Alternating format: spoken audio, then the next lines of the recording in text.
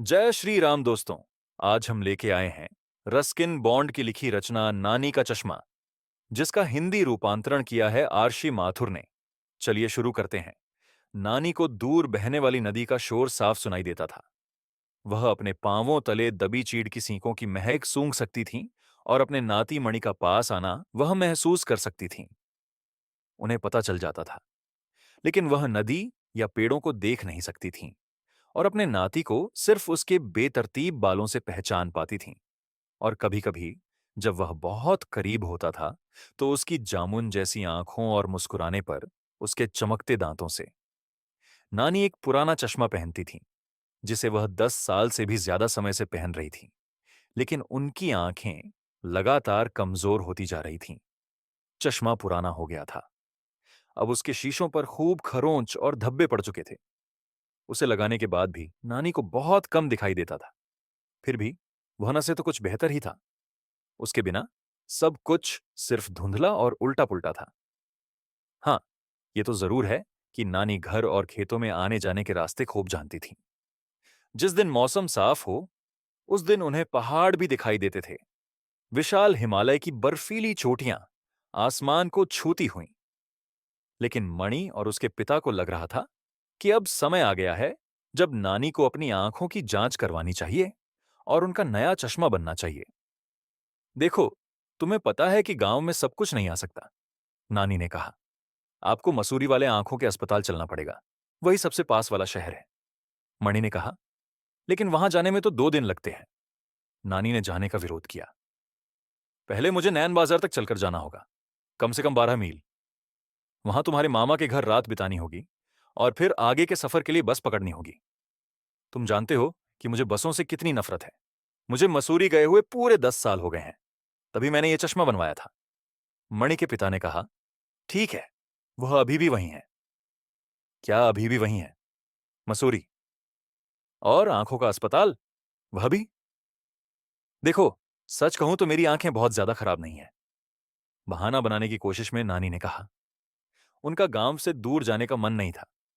खास तौर से वह मणि से अलग नहीं होना चाहती थीं। वह 11 साल का था और खुद का ध्यान रखने लायक था। लेकिन नानी ने उसे तब से पाला था जब उसकी मां चल बसी थी। तब वह सिर्फ 1 साल का था। आखिर वह उसकी नानी जो थीं, उन्होंने इन तमाम बरस में पूरी ताकत और लगन के साथ बच्चे और उसके पिता, गायों, मुर्गियों और घर की देखभाल की थी। मैं काफी ठीक ठाक तरीके से काम चला सकती हूं, उन्होंने कहा। जब तक मुझे अपने ठीक सामने की चीजें साफ दिखाई देती हैं, तब तक कोई परेशानी नहीं है। मुझे पता है कि तुम्हारे हाथ में गेंद है। मणि, मेहरबानी करके उसे गाय पर मारकर लपकने की कोशिश मत करना। ये गेंद नहीं है नानी, ये एक सेब है। ओह, ऐसा है? नानी ने अपनी गलती को झटपट सुधारते हुए कहा। कोई बात नहीं, बस इसे गाय पर मारकर उछालना नहीं और बहुत ज्यादा सेब मत खा जाना। अब सुन लो, मणि के पिता ने सख्ती से कहा। मुझे पता है कि तुम कहीं नहीं जाना चाहती, लेकिन हम आपको अपने आप अकेले जाने को तो कह नहीं रहे हैं। मैं आपको मसूरी लेकर चलता हूं और मणि को यहां अकेला छोड़ देंगे। तुम ऐसा करने के बारे में सोच भी कैसे सकते हो? फिर मैं तुम्हें मसूरी ले चलूंगा, मणि ने जोश के साथ कहा। हम पिताजी को अकेले छोड़ सकते हैं, है ना? मैं अपने स्कूल के दोस्तों के साथ पहले भी मसूरी जा चुका हूं। मुझे पता है कि हम कहां ठहर सकते हैं। लेकिन वह एक पल को रुका और शक की निगाहें अपने पिता की ओर से अपनी नानी की ओर ले गया। नानी, आप नैन तक पूरे रास्ते पैदल नहीं चल पाएंगी, है ना? अजी, मैं चल सकती हूं, नानी ने कहा। मुझे दिखाई देना भले ही बंद हो रहा हो, लेकिन मेरे पैरों में कोई गड़बड़ी नहीं है। यह बात काफी हद तक सही थी। सिर्फ एक दिन पहले ही तो नानी अखरोट के पेड़ पर मिली थी। जमीन पर रखी एक बड़ी टोकरी में अखरोट तोड़कर फेंक रही थी। भले ही कई अखरोट टोकरी से बाहर गिर रहे थे। लेकिन आप 70 साल की हैं नानी। इसका जाने से क्या लेना देना है? और इतना ही नहीं, नयन जाने के लिए ढलान पर जाना है और वापसी में चढ़ाई होगी। चढ़ाई चढ़ना आसान है, नानी ने कहा। अब जब उन्हें पता चल चुका था कि मणि उनके साथ जा सकता है, तो वह सफर करने के लिए तैयार हो गई थी। मॉनसून की बारिश शुरू हो चुकी थी। पत्थर के छोटे से घर के सामने ढेलिया के बड़े बड़े फूल दल बनाकर सिर उठाए खड़े थे। मणि ने उन्हें नैन में खिलते हुए देखा था और वहीं से कुछ बल्ब घर ले आया था। ये बड़े फूल हैं नानी, उसने कहा था। तुम्हें इन्हें ठीक तरह से देख पाओगी। उन्हें में सचमुच डहेलिया के फूल पुराने पत्थर के घर की दीवारों के आगे लाल और पीले रंग के धब्बे जैसे नजर आते थे। अब उन्हें देखते हुए नानी ने कहा, जब हम मसूरी जाएंगे तो कुछ बीज और बल्ब लेंगे। सफेद गाय के लिए एक नई घंटी, और तुम्हारे पिता के लिए एक स्वेटर, और तुम्हारे लिए जूते। देखो, तुमने जो पहन रखे हैं उनमें कुछ भी तो नहीं बचा है। अब बस 1 मिनट मेरी सुनो, मणि के पिता ने कहा। आप वहां अपनी आंखों की जांच कराने जा रही हैं या खरीदारी के लिए? मेरे पास 100 रुपए में ही बचे हैं। आप लोगों को इससे ही काम चलाना पड़ेगा। हम काम चला लेंगे, मणि ने कहा। हम बस स्टैंड में सो जाएंगे। नहीं, हम ऐसा नहीं करेंगे, नानी ने कहा। मेरे पास अपने 50 रुपये हैं। हम होटल में ही ठहरेंगे। अगली सुबह जब नानी और मणि नैन के लिए घर से निकले, तब हल्की बूंदाबांदी हो रही थी। मणि ने अपने कंधे पर एक छोटा बिस्तर बंद रखा। नानी के पास कपड़े का एक बड़ा सा थैला और एक छाता था। रास्ता खेतों और पहाड़ी के सबसे ऊंचाई वाले रास्ते से होकर जाता था और फिर जहां तहां, इधर उधर और ऊपर नीचे घूमता हुआ आगे बढ़ता जाता था, जैसे पूरी तरह से अपनी मर्जी का मालिक हो और जैसे उसका सीधे किसी खास जगह जाने का इरादा न हो। उस इलाके में पहली बार सफर कर रहे मुसाफिर अक्सर इस रास्ते को बीच में छोड़कर इधर उधर मुड़ जाते थे, क्योंकि जल्दबाजी और बेसब्री के मारे वे यह सोचने लगते थे कि जहां उन्हें जाना है वहां पहुंचने के लिए दूसरे रास्ते छोटे और बेहतर होंगे। लेकिन अक्सर बहुत जल्दी वे जान जाते थे कि वे भटक गए हैं। अच्छा और सही रास्ता सिर्फ वही था, और उसे जाने में ही समझदारी थी, क्योंकि सदियों की गलतियों को सुधारने के बाद वह उन पहाड़ों को पार करने के लिए सही रास्ता बन पाया था। जब तुम थक जाओगी तब हम आराम कर लेंगे, मणि ने कहा। हमने अभी अभी तो चलना शुरू किया है, नानी ने कहा। जब तुम्हें भूख लगेगी तब हम ठहर जाएंगे। वे बिना ज्यादा बात किए एक जैसी चाल से चलते रहे। तोतों का एक झुंड उनके ठीक ऊपर मंडरा रहा था। फीके से आकाश में हरे और लाल रंग की झलकियां। एक स्प्रूस यानी सरल के पेड़ में काफी ऊंचाई पर बैठे बसंते ने एक सुर में रटन लगा रखी थी। उसकी नीरस पुकार और बारिश की धीमी धीमी टिप-टिप के अलावा और कोई आवाज नहीं आ रही थी। मणिझाड़ी से किलमोड़े के फल चुनने के लिए रुक गया। नानी को किलमोड़े पसंद नहीं थे और वह अपनी चाल से आगे बढ़ती रहीं। मणि को फिर उनके पास पहुंचने के लिए दौड़ लगानी पड़ी। उसके होंठ किलमोड़े के रस से बैंगनी हो चुके थे। इस बीच बारिश रुक गई थी और सूरज निकल आया था। नीचे जमीन पर हल्के हरे खेत जंगल के गहरे हरे रंग के आगे अलग दिखाई दे रहे थे और पहाड़ियां सुनहरी धूप में नहाई हुई थीं। मणि आगे आगे दौड़ गया। क्या आपको ठीक से दिखाई दे रहा है नानी? उसने पुकारा। मैं रास्ता देख सकती हूं और मैं तुम्हारी सफेद कमीज देख सकती हूं। फिलहाल इतना ही काफी है। ठीक है, ध्यान रखना, सड़क पर सामने से कुछ खच्चर आ रहे हैं। खच्चरों को रास्ता देने के लिए नानी एक ओर हट गई।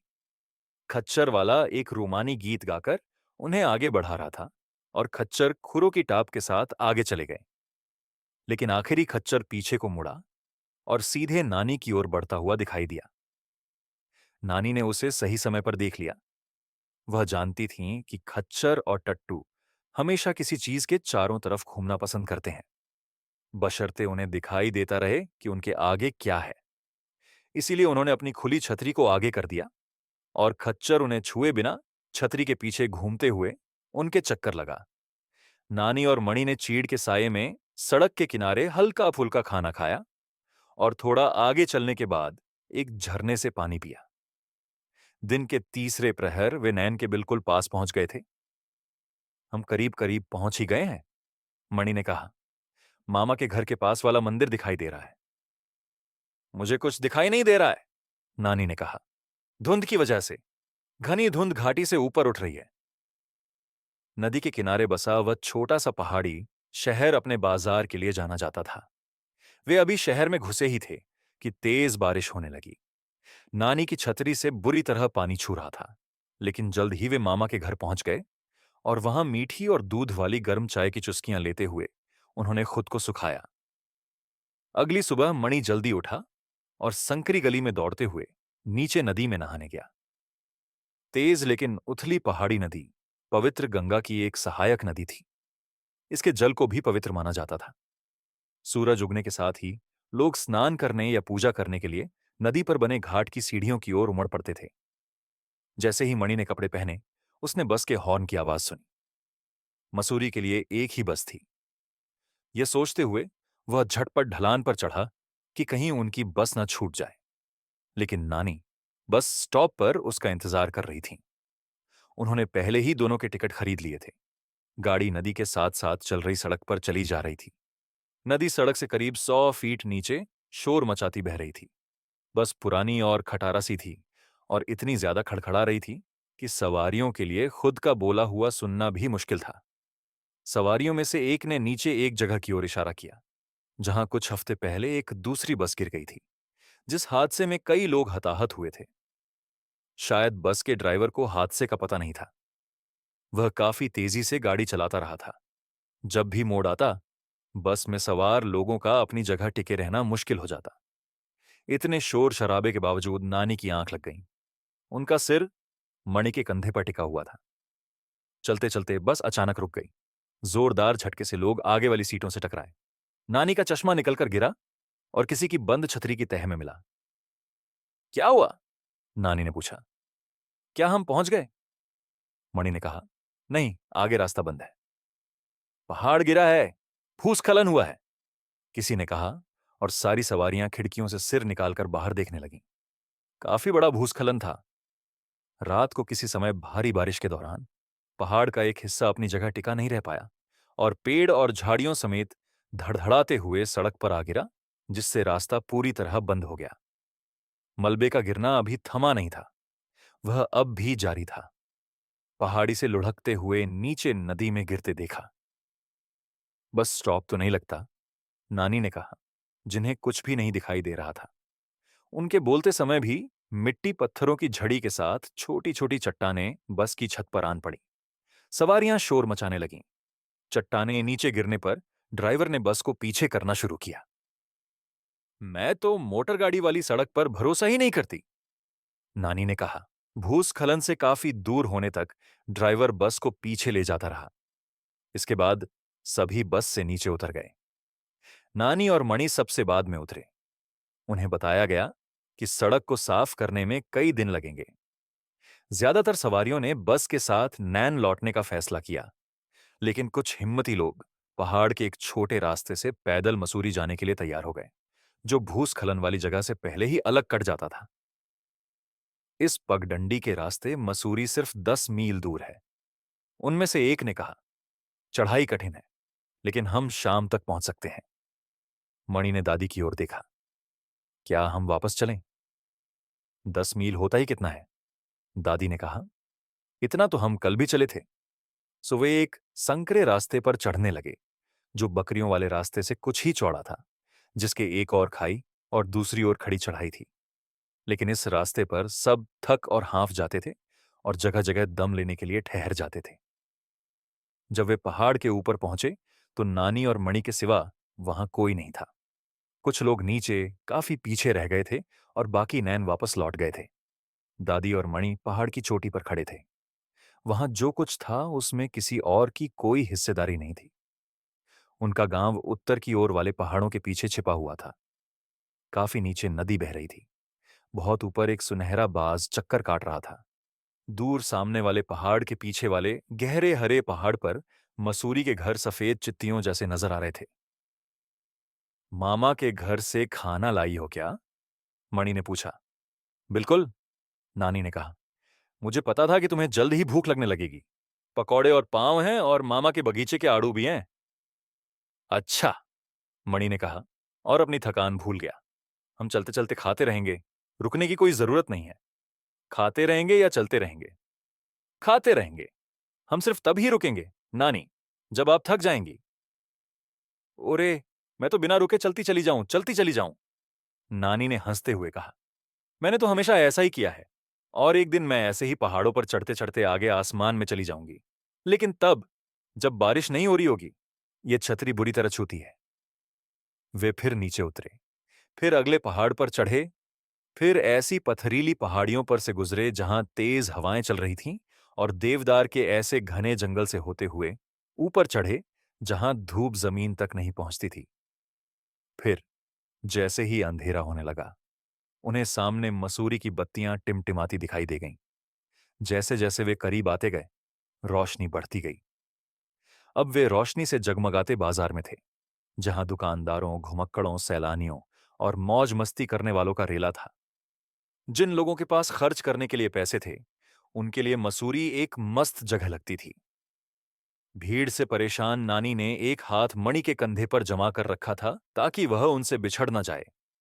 उन्होंने आसपास सबसे सस्ते होटल के बारे में पता किया, लेकिन वहां कोई सस्ते होटल नहीं थे।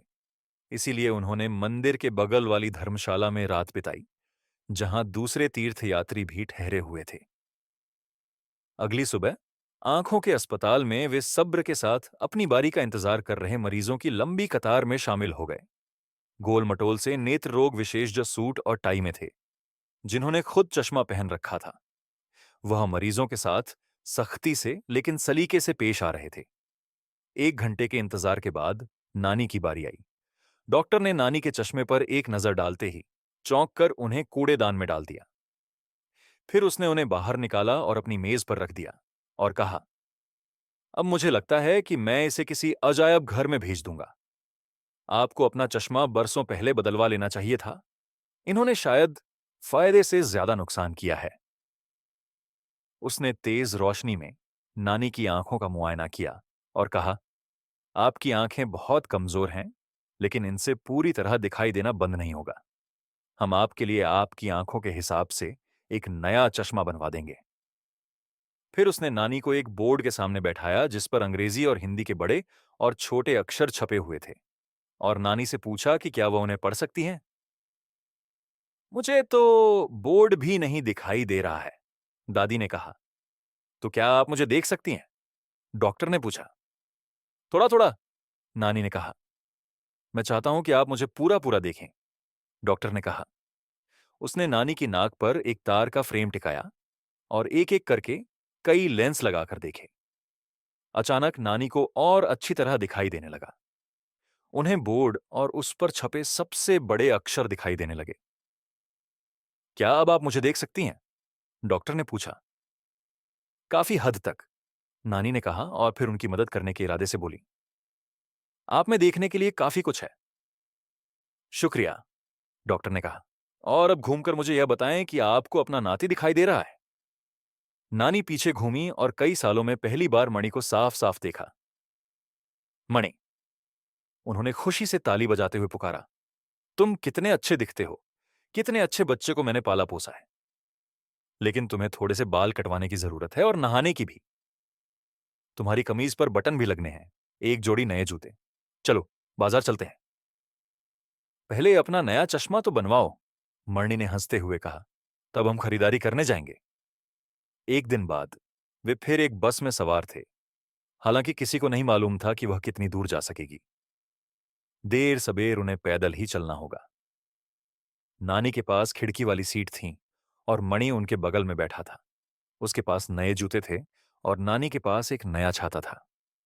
उन्होंने मणि के पिता के लिए एक मोटा ऊनी तिब्बती स्वेटर भी खरीदा था, बीज बल्ब और गाय की एक घंटी भी। जैसे ही बस आगे बढ़ी, नानी ने खिड़की से बाहर देखा। सड़क के हर एक मोड़ पर नए नए नजारे उनका इंतजार कर रहे थे। अब वह कई चीजें देख सकती थीं जो उन्होंने लंबे समय से नहीं देखी थीं। दूर के गांव, खेतों में काम करते लोग, सड़क पर आते जाते दूध वाले, बस के बगल में दौड़ते दो कुत्ते, पेड़ों पर चढ़े बंदर और सबसे अलग, आकाश में इंद्रधनुष। भले ही वह बहुत अच्छी तरह से नहीं देख सकती थीं, लेकिन अब जितना दिखाई देने लगा था, उससे वह बहुत खुश थीं। कितनी बड़ी गाय, उन्होंने पहाड़ी पर चर रहे एक जानवर की ओर इशारा करते हुए कहा। यह गाय नहीं है नानी, मणि ने कहा, यह भैंस है। नानी का हौसला बुलंद था। जो भी हो, मैंने उसे देख लिया, उन्होंने जोर देकर कहा। अब जब बस में ज्यादातर लोग थके और ऊबे वसे हुए लग रहे थे, नानी खिड़की से बाहर देखती रही, नए नए नजारों का मजा लेती रही। कुछ देर मणि भी देखता रहा और खुशी और जोश में वह जो कुछ कहती जा रही थी वह सब सुनता रहा। फिर वह ऊँघने लगा। उसका सिर नानी के कंधे पर टिक गया और आराम से वहीं टिका रहा। पहाड़ की घुमावदार सड़क पर बस लहराती और झटके खाती रही, लेकिन मणि गहरी नींद सोता रहा। ऐसी और कहानियां के लिए हमारे चैनल को लाइक और सब्सक्राइब करें, कमेंट करें, बताएं आपको वीडियो कैसा लगा। धन्यवाद।